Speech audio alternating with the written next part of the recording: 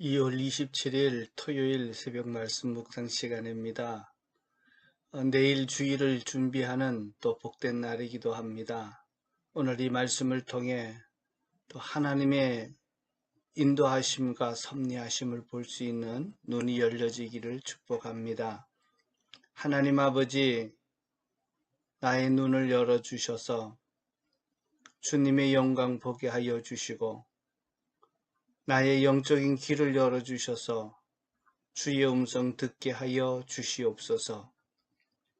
보여지는 것에 의해서 하나님 움직이고 사는 자가 아니라 보이지 않는 하나님의 역사를 보며 그 역사에 쓰임받는 사람 되게 하옵소서.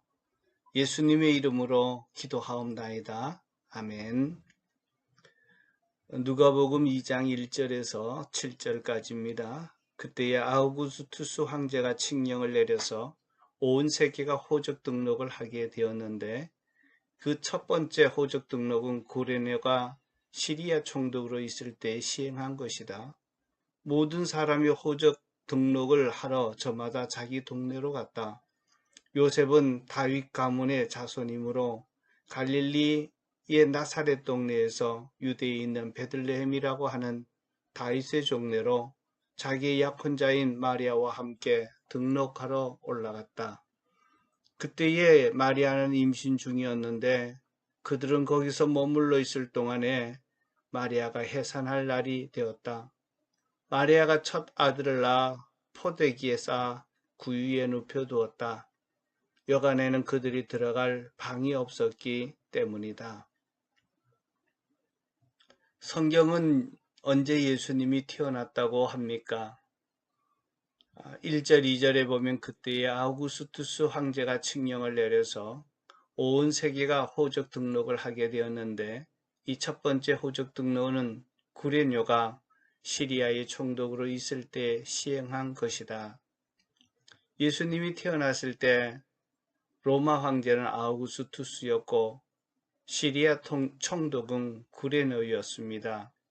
그 당시 로마 황제는 온 천하를 다스리고 있었습니다.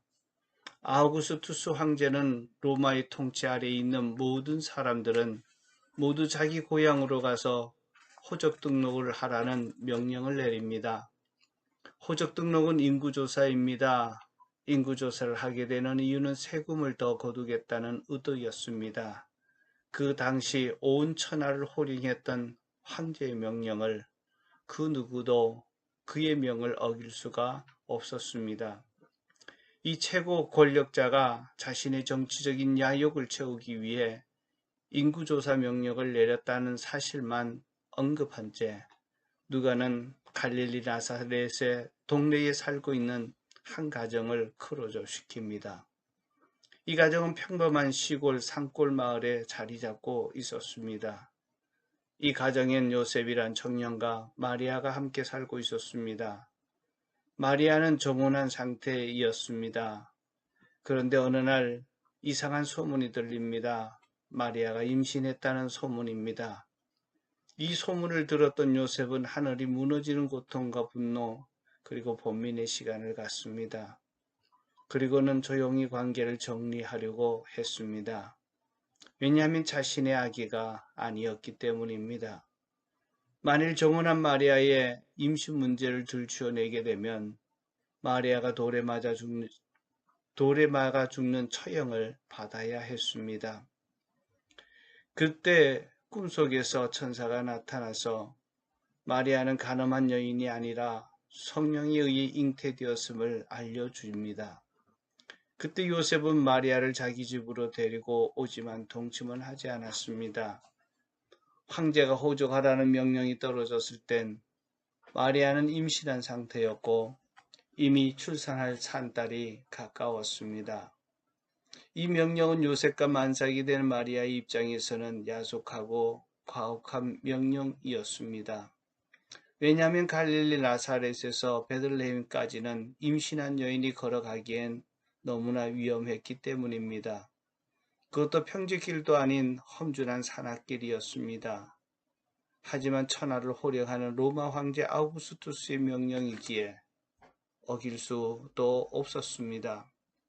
이렇게 해서 요셉과 마리아는 만삭의 몸을로 고향 베들레헴으로 도착합니다. 그리고 진통이 시작됩니다.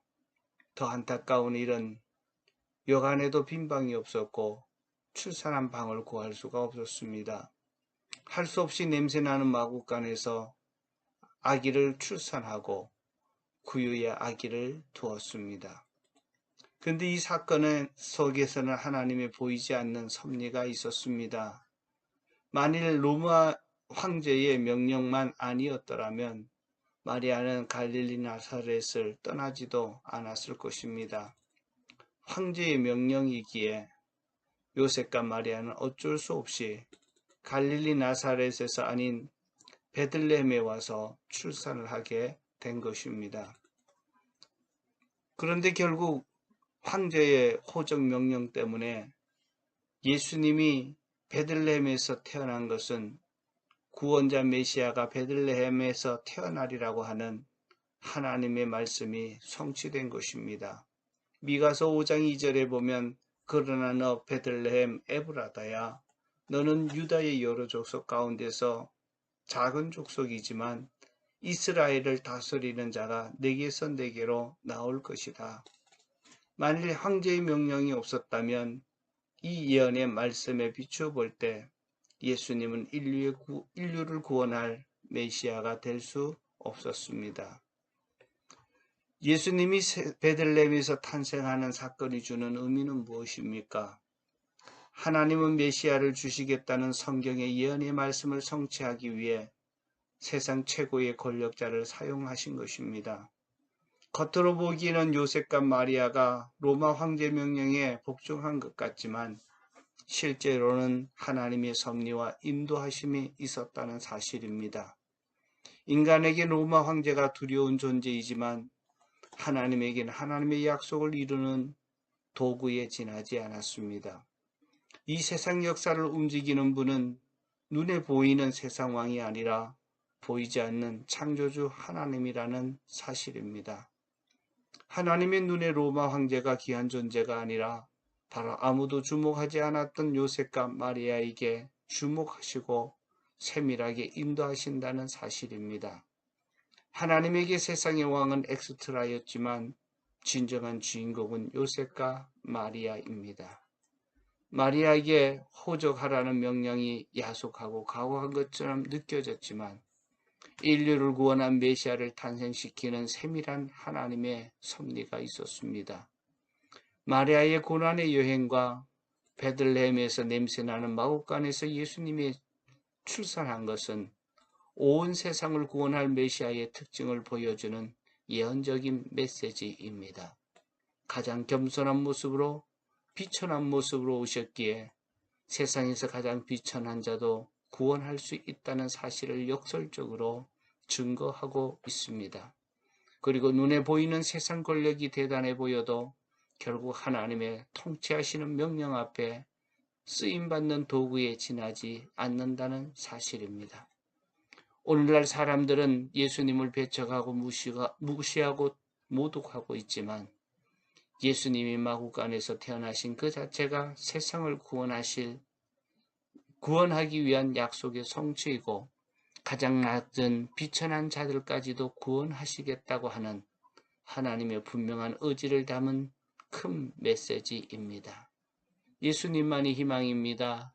예수님만이 유일한 구원자입니다. 아멘. 기도하겠습니다.